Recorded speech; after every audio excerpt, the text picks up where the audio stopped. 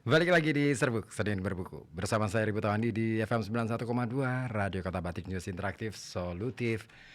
Masih saya rampungkan untuk pembacaan buku kita ya di malam hari ini di bab yang ke-8 dari bukunya karya dari Greg Braden, The Divine Matrix.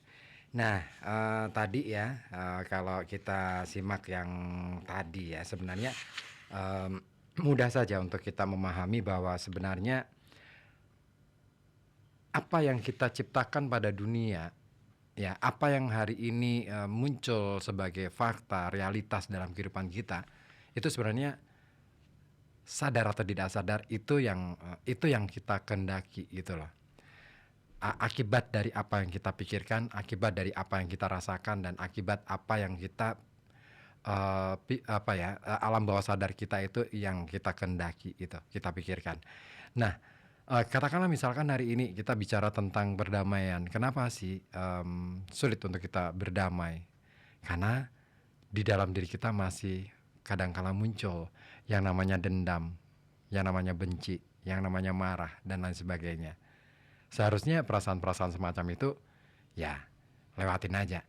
Nah, Greg Braden memberikan contoh yang menarik ya, bahwa dari masa lalu kita banyak belajar tentang perjalanan orang-orang suci, para nabi gitu ya, dan juga orang-orang yang punya prestasi besar dalam kehidupan.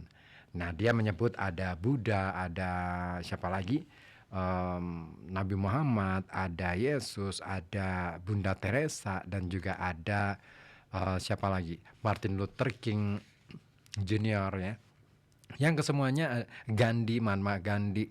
Ya, kalau kita mempelajari biografi mereka, menarik sebenarnya, karena yang mereka lakukan sebenarnya adalah bagaimana mereka merelakan dirinya untuk menjadi, bukan untuk merelakan menjadi korban, tetapi lebih tepatnya mereka adalah contoh dari orang-orang yang melakukan atau membawa perubahan itu dari cara dia hidup. Jalan hidup yang mereka pilih ya, beliau-beliau pilih itu benar-benar sesuatu yang berbeda dari umumnya orang. Ya kan, para nabi kan seperti itu tuh. Ya kan, dalam masyarakat yang seperti itu, nabi-nabi itu muncul dengan berbagai karakter ya, yang pastinya berbeda dengan umat yang ada pada saat itu, kaum yang ada pada waktu itu. Nabi Muhammad misalnya, perilakunya beda banget dengan kebanyakan orang-orang Arab Quraisy pada waktu itu, ya kan? Tetapi apa kemudian yang dampak dari perilaku beliau? Banyak akhirnya orang-orang yang akhirnya menyadari bahwa oh iya, ini yang sebenarnya hidup yang sebenarnya. Maka kemudian banyak berbondong-bondong satu persatu, awal mula satu persatu, kemudian berbondong-bondong mereka akhirnya pada ngikut.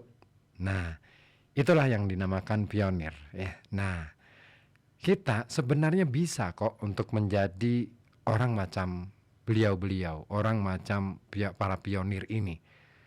Asal satu hal, kita tidak terpengaruh dengan apa yang ada hari ini. Kita ciptakan sesuatu yang baru.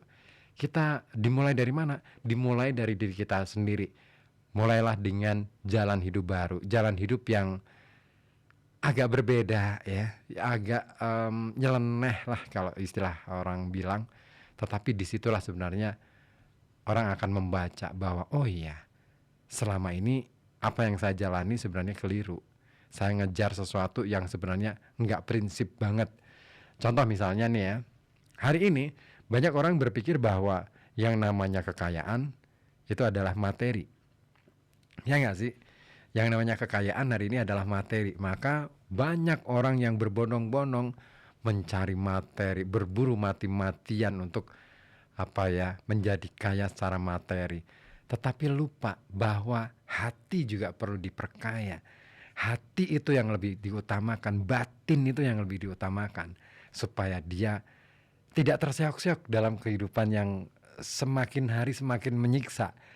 Coba deh kita pahami lagi ya, bahwa ketika kita terlalu banget terlalunya mengejar dunia, mengejar materi, yang ada adalah kita secara tidak langsung kita menyengsarai tubuh kita, menyengsarai pikiran kita, dan satu hal, kita meninggalkan jauh batin kita, kekuatan batin kita, sehingga kita tidak bisa mendengar apa sih yang sebenarnya diinginkan oleh semesta, apa sih kehendak semesta. Begitu alam semesta melakukan perubahan atau sekadar mengingatkan sedikit aja deh, nyentil aja deh, kasih deh longsor dikit, kasih deh banjir dikit, kita ngeluh. Padahal itu adalah kita juga yang membuatnya. Nah, itu yang dimaksud.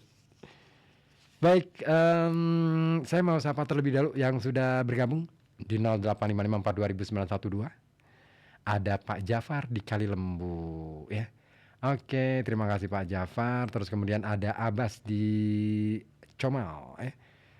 Assalamualaikum, waalaikumsalam. Masih husuk menyimak serbuk nih, berusaha memahami ilmu baru, mencerna dan menelaah, walaupun dengan kedangkalan otak yang telah tersetting oleh matriks ilahi. Ya, semoga aja ini bisa masuk ya. Kemudian ada Aulia di Keradenan. Assalamualaikum, waalaikumsalam. Selamat malam Mas Ribut, penyiar idolaku. Yeah. Ikut nyimak aja di acara Senin Berbuku. Walaupun saya nggak begitu paham, tapi selalu dengerin acaranya. Oke deh, terima kasih. Ada juga Ila Arfa di Sapura Indah, malam aja. Terus kemudian Takim ya. Biasa monitorin nunggu pengajian di musola rampung dulu, ketinggalan satu bab kayak belum, enggak ketinggalan. Itu tadi ya, bahwa sebenarnya dalam banyak hal ya, kita itu kadang-kala melupakan kekuatan batin kita, meninggalkan sisi batiniah kita jauh ke sudut gitu kan, ke sudut yang paling gelap dalam kehidupan kita, sehingga kita mengejar terang cahaya tetapi jebul ya. Ternyata itu hanya lampu saja atau lampion saja, bukan cahaya yang sebenarnya. Nah, dari situlah kemudian akhirnya kita terseok-seok deh. Kita semakin nggak tahu sebenarnya apa sih tujuan kita hidup. Yang jelas tujuan kita hidup adalah melakukan perubahan-perubahan, membuat perubahan-perubahan, membuat kehidupan ini jauh lebih bermakna. Nah, dengan cara apa? Ada banyak cara. Ada banyak cara yang bisa kita lakukan, tetapi yang paling penting adalah inti dari inti, yaitu kita memanggil atau selalu mencoba untuk masuk ke dalam diri kita, membaca batin kita dan mendayagunakan kekuatan spiritualitas kita. Nah, ngomongin soal spiritualitas, nah ini kadangkala ya nyon sewu nih. Kadangkala kita itu berpikir bahwa spiritualitas itu cukup dengan katakanlah ya merapalkan doa setiap hari, tetapi batin kita nggak pernah diisi gitu. Apa sih isi ya? Bagaimana sih cara ngisinya? Ya ajaklah dialog batin kita, ajaklah hati kita itu untuk bicara tentang siapa sih, apa sih sebenarnya saya ini, aku tuh mau ngapain gitu loh. Itu penting banget dalam kehidupan kita. Hal yang sering banget kita lewatkan adalah berdialog pada diri sendiri. Kita repot banget ya mencari teman untuk berkeluh kesah, sampai kita luber semua ya, sampai akhirnya kita jadi nggak tahu harus ngapain ketika kita dapat masalah. Nah itu dia. Oke, satu lagi dari siapa ini? Nggak ada namanya. Wait for a minute please. Inung. Assalamualaikum, waalaikumsalam. Seperti laku tarekat nih mas. Ya itulah spiritualitas ya, dalam konteks yang saintifik ya, yang dikatakan oleh Greg Braden ini, bagaimana kemudian laku spiritualitas itu dalam didekati dengan saintifik. Nah, jadi apa ya, kalau kita bicara matriks ilahinya Greg Braden, dia ingin mengatakan bahwa manusia bukan lagi hanya sebagai bagian dari alam semesta, tetapi di dalam diri manusia ada semesta itu sendiri. Mau bukti? Mari kita lihat bagaimana tubuh kita bekerja, bagaimana sel-sel di dalam tubuh kita itu bekerja, molekul-molekul yang dihasilkan oleh persenyawaan kimiawi di dalam tubuh kita, enzim dan lain sebagainya itu bekerja. Semua adalah makhluk di dalam tubuh kita. Jadi manusia sebenarnya tidak sendirian dalam wujud fisik ya, dan dalam wujud yang lebih inti lagi, spirit, dia juga nggak sendirian. Dia manusia itu selalu dekat dengan kehendak yang paling berkehendak, kehendak yang maha kehendak. Wah, gitu keren loh sebenarnya. Jadi apa sih kita mau ngapain itu, kita udah tahu apa ya, Tuhan udah tahu gitu loh. Dan kita lupa untuk memanggil diri kita supaya lebih dekat dengan Tuhan. Kan ada tuh dalam ayat Al-Quran kan juga ada ya, untuk mengenal Tuhanmu maka kenalilah dirimu. Artinya apa? Dialoglah pada dirimu sendiri, keinginanmu, kehendakmu, apapun itu, bicarakan lebih dalam, lebih intim, lebih apa ya, cari tahu, benar-benar cari tahu. Itu penting banget, sehingga kita ketika melakukan sesuatu itu tidak karena sesuatu yang lain yang berangkat dari dari sesuatu yang berada di luar diri kita. Contoh misalnya, kita bekerja sebenarnya bukan sekadar mencari duit, sekadar mencukupi kebutuhan sehari-hari, tetapi kita bekerja supaya sistem di dalam tubuh kita itu juga ikutan bekerja. Dengan membuat sistem yang ada di dalam tubuh kita itu bekerja, maka membuat apa ya, seluruh makhluk yang ada di dalam tubuh kita itu melakukan sesuatu perubahan di dalam diri kita. Nah, persoalannya kadang-kala kita digoda untuk memikirkan hal lain di luar itu, sehingga ya yang namanya keberkahan itu sebenarnya di situ. Kita mensyukuri diri kita, berterima kasih pada tubuh kita, pada semua makhluk yang ada di dalam tubuh kita aja deh. Pernah nggak berpikir bahwa kita berterima kasih kepada sel darah merah kita, terus kemudian kepada organ-organ tubuh kita. Nah, itu kalau kita sudah bisa merasakan atau menyampaikan rasa terima kasih itu setulus-tulusnya kepada seluruh yang ada di dalam tubuh kita, udara yang masuk, air yang masuk, makanan yang masuk, semua itu diucapkan terima kasih. Dan kemudian apapun di alam semesta yang menyediakan segala sesuatu itu kita ucapkan terima kasih. Saya yakin kehidupan kita akan jauh lebih baik. Sekalipun ya mungkin secara ekonomi ya tidak memungkinkan, tapi kekuatan terima kasih itu dahsyat. Coba deh. Saya pernah mendapatkan sebuah sebuah obrolan menarik dari salah seorang kiai. Beliau mengatakan begini kepada saya, Mas Ribut, pernah nggak Mas Ribut itu berterima kasih kepada udara, berterima kasih pada pohon, berterima kasih kepada air, berterima kasih kepada tanah, kepada bumi, kepada langit, kepada bintang, kepada bulan, kepada matahari, semua makhluk yang ada di semesta raya ini. Pernah nggak kirim Fatihah deh gitu. Saya mikir waktu itu, ngapain dikirim Fatihah gitu. Ternyata oh iya, semua bekerja untuk kehidupan kita. Ya nggak sih? Kita itu berpikir bahwa rezeki itu cuma duit ya. Padahal kesempatan hidup, waktu saja itu adalah rezeki yang luar biasa. Baik, Mbak Ica di Wiradesa. Selamat malam, selamat kenal, salam kenal. Yang baru ngaji di musola, habis itu dengerin serbuk. Oke deh, terima kasih. Ada lagi dari Zikri di Kertijayan.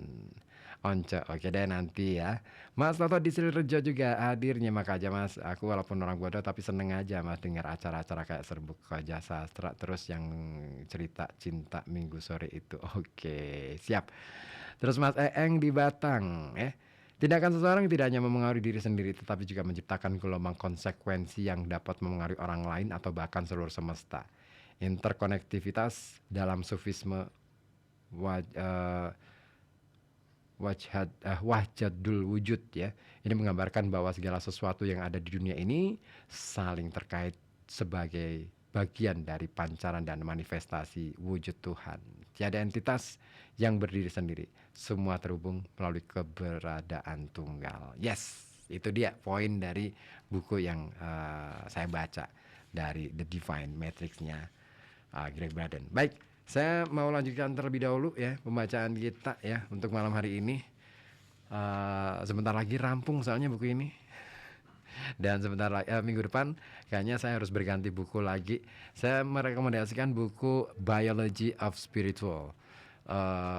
Biologi apa ya? Biologi spiritual. Nah, ini buku ini keren banget membahas bagaimana di dalam tubuh kita sebenarnya ada kehendak Tuhan di situ, ada doa di situ, bukan doa kita, doanya makhluk gitu loh. Keren pokoknya. Nanti minggu depan saya akan bacakan untuk Anda. Baik, saya lanjutkan untuk bagian berikutnya 20 kunci penciptaan realitas. Berikut adalah kunci-kunci yang merangkum inti buku ini. Secara terpisah, masing-masing menarik. Secara kolektif, poin-poin itu menceritakan sebuah kisah pengingat tentang kemampuan kita untuk mencipta. Kunci-kunci tersebut bisa dianggap sebagai perangkat lunak atau software yang digunakan komputer kesadaran untuk menciptakan realitas, alias kode perubahan kita. Dan seperti kode lainnya, urutan-urutan kunci ini disusun dengan alasan tertentu. Sederhananya, sebagaimana kita harus punya semua bahan sebelum mulai memanggang kue. Kunci-kunci penciptaan realitas ini hanya bekerja bila setiap langkah dipahami dan tersedia bagi kita saat dibutuhkan. Saat berpikir tentang kunci-kunci ini, saya teringat pada urutan pengetahuan yang dijabarkan dalam buku misterius ketiga, Kabalah, Sefer Yetzirah.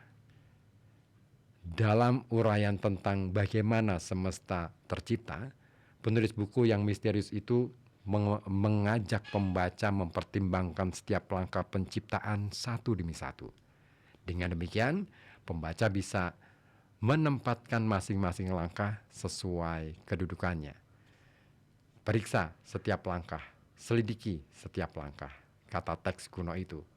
Buatlah masing-masing langkah berdiri di atas esensinya. Ini dia yang kadang-kala kita luput ya. Kita kadang-kala ketika melangkah nggak memikirkan esensi. Contoh, apa sih esensi bekerja? Kita nggak memikirkan itu. Tetapi kita bekerja karena alasan untuk mendapatkan cuan, untuk mencukupi kebutuhan. Sehingga esensi dari kerja sebagai ibadah, kerja sebagai sistem kehidupan, itu hampir bisa dikatakan kita jarang berpikir, kita jarang memikirkan itu. Ya nggak sih? Nah, dengan cara yang sama, saya mengajak Anda untuk mempertimbangkan kunci-kunci berikut ini secara terpisah. Biarkan masing-masing darinya bermanfaat sebagai agen perubahan yang kuat. Terus berjalan hingga langkahnya tampak masuk akal bagi Anda. Secara serentak, langkah ini bisa menjadi kode Anda untuk mengubah dunia dan diri Anda sendiri. Nah, 20 kunci penciptaan kesadaran ini diantaranya adalah kunci pertama. Matriks ilahi adalah wadah yang menampung alam semesta, jembatan di antara segala sesuatu, dan cermin yang memperlihatkan apa yang telah kita ciptakan. Kunci kedua, semua yang ada di dunia terkoneksi dengan segala sesuatu lainnya. Kunci ketiga, untuk menarik kekuatan semesta, kita harus melihat diri kita sebagai bagian dari dunia dan bukan terpisah darinya. Kunci keempat, sekali sesuatu pernah menyatu, ia akan selalu terkoneksi dengan kesatuannya, baik secara fisik ataupun tidak. Nah, sebagaimana manusia dengan Tuhan sebenarnya ya. Terus kemudian kunci kelima, seni memfokuskan kesadaran adalah tindakan penciptaan. Kesadaran mampu mencipta. Nah, kita sadar belum ya? Kunci keenam, kita memiliki semua kekuatan yang dibutuhkan untuk menciptakan seluruh perubahan yang kita kehendaki. Kunci ketujuh, fokus dari kesadaran menjadi realitas dunia kita. Kedelapan, sekadar berkata bahwa kita memilih realitas baru tidaklah cukup. Kunci kesembilan, rasa adalah bahasa yang berbicara kepada matriks ilahi. Rasakan, sholat tujuan Anda telah tercapai dan doa Anda telah terkabul. Kunci ke-10, tidak sembarang rasa bisa mencipta. Rasa yang bisa mencipta hanyalah yang tanpa ego dan penilaian. Kunci ke-11, dalam hidup kita harus menjadi hal-hal yang kita pilih untuk dialami sebagai dunia kita. Ke-12, kita tidak terikat hukum-hukum fisika sebagaimana yang kita ketahui saat ini. Kunci ke-13, di dalam sesuatu yang holografis, setiap bagian mencerminkan keseluruhannya.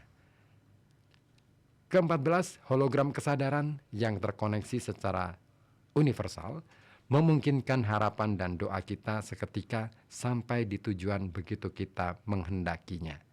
Ke-15, melalui hologram kesadaran, perubahan kecil dalam hidup kita terpantul di mana-mana di seluruh penjuru dunia. Ke-16, jumlah minimal orang yang dibutuhkan untuk menginisiasi perubahan kesadaran adalah akar 1% dari populasi. Nah, misalnya nih, di Kota Pekalongan populasinya, jumlah penduduknya katakanlah 300.000 orang. Maka dihitunglah akar dari 1% berapa ya dari populasi. Akar 1% dari populasi itu berapa. Nah, silakan dihitung sendiri pakai kalkulator boleh. Itu baru bisa mengubah tuh. Jumlahnya cuma segitu. Enggak banyak untuk melakukan perubahan. Terus kemudian kunci ke-17, matriks ilahi berfungsi sebagai cermin atas hubungan-hubungan yang kita ciptakan melalui keyakinan kita. Kunci ke-18, akar dari perasaan negatif kita bisa direduksi menjadi 1-3 ketakutan universal atau gabungannya, mulai dari pengabdian, pengabaian, rendah diri, atau kurangnya kepercayaan. Nah, ini kekuatan-kekuatan negatif yang hendaknya dihindari ya. Kemudian yang ke-19, keyakinan-keyakinan kita tercermin dalam hubungan-hubungan kita yang paling intim. Nah, tadi ya sudah saya deskripsikan. Ke-20, dalam hidup kita mesti menjadi hal-hal utama yang kita pilih untuk dialami di dunia kita. Nah, ini ngomongin soal esensi. Nah, hampir secara universal kita berbagi perasaan bahwa ada sesuatu yang lebih dari diri kita dibandingkan yang terlihat. Di suatu tempat di dalam memori kuno kita tahu ada kekuatan magis dan ajaib dalam diri kita. Sejak masa kanak-kanak, kita berfantasi tentang kemampuan untuk melakukan hal-hal yang melampaui nalar dan logika. Kenapa demikian?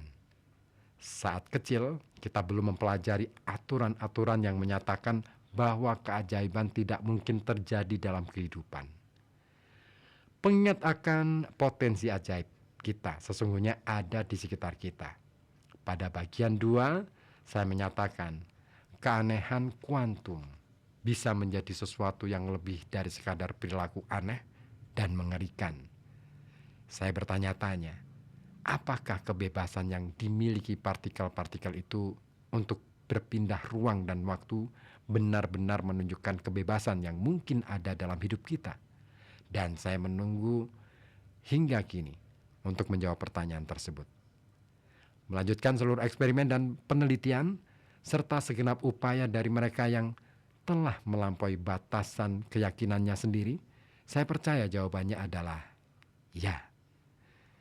Jika partikel-partikel yang menyusun diri kita bisa saling berkomunikasi secara seketika, berada di dua tempat secara bersamaan, hidup di masa lalu sekaligus masa depan, dan bahkan mengubah sejarah melalui pilihan di masa kini, berarti kita pun mampu. Satu-satunya perbedaan kita dengan partikel-partikel itu adalah kita tersusun dari banyak partikel yang disatukan oleh kekuatan kesadaran itu sendiri. Para mistikus kuno telah mengingatkan kita dan eksperimen-eksperimen modern telah membuktikan kepada nalar kita bahwa kekuatan tunggal maha besar di alam semesta bersemayam dalam diri kita. Dan inilah rahasia penciptaan itu sendiri. Kekuatan untuk mencipta pada dunia yang diimajinasikan dalam keyakinan-keyakinan kita. Meskipun terdengar terlalu sederhana untuk menjadi nyata, saya percaya alam semesta bekerja dengan cara demikian.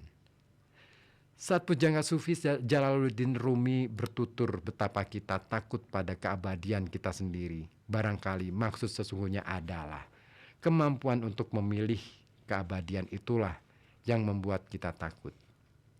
Sebagaimana murid-murid dalam puisi Christopher Logue pada bagian pendahuluan yang hanya butuh perubahan kecil untuk bisa terbang, kita pun mungkin perlu sedikit perubahan saja untuk melihat bahwa kita arsitek dunia dan takdir kita sendiri.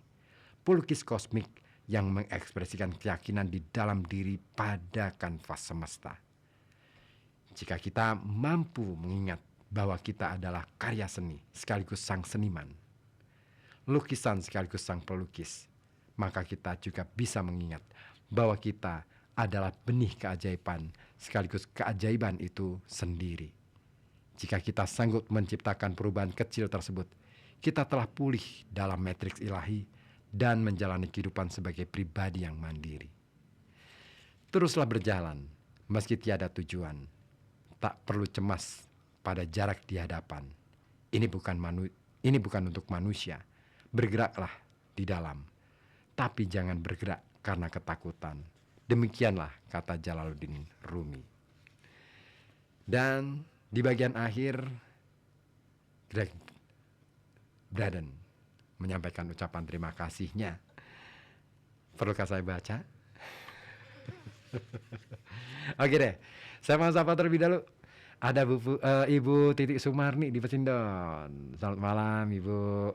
Selalu menyimak setiap Senin katanya. Oke, terima kasih Ibu ya. Semoga aja ini menjadi inspirasi, memotivasi kita untuk menjadi lebih baik dalam menghadapi kehidupan dan semakin baik lagi di dalam memberi makna kehidupan. Freddy Royoso ya. Oke, sudah gabung, terima kasih. Kencur Papua di Dadi Rejo juga.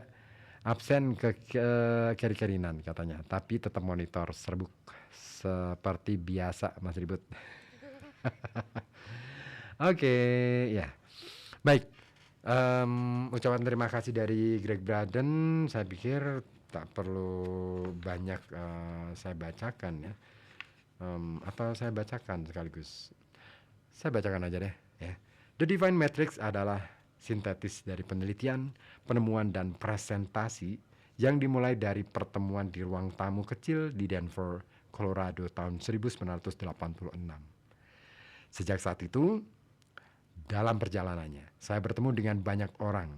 Mereka menyediakan jembatan pengalaman yang menuntun pesan yang kuat dan memberdayakan bagi terciptanya buku ini. Seringkali mereka terlibat melalui cara yang bahkan tidak disadari. Bisa jadi butuh satu buku tersendiri untuk menyebutkan setiap orang satu persatu.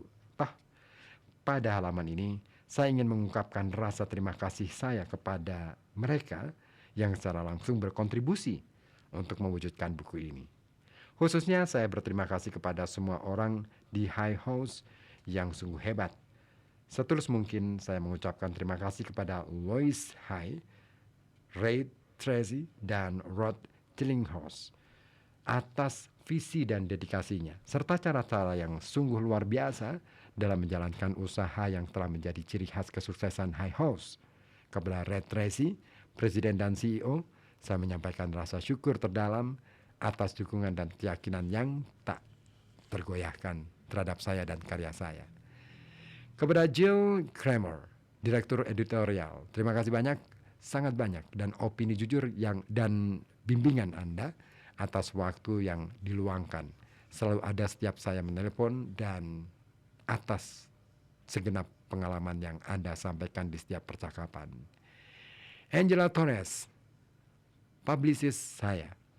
Alex Fremont, pemeriksa naskah. Jack Will Clark, Direktur Publisitas.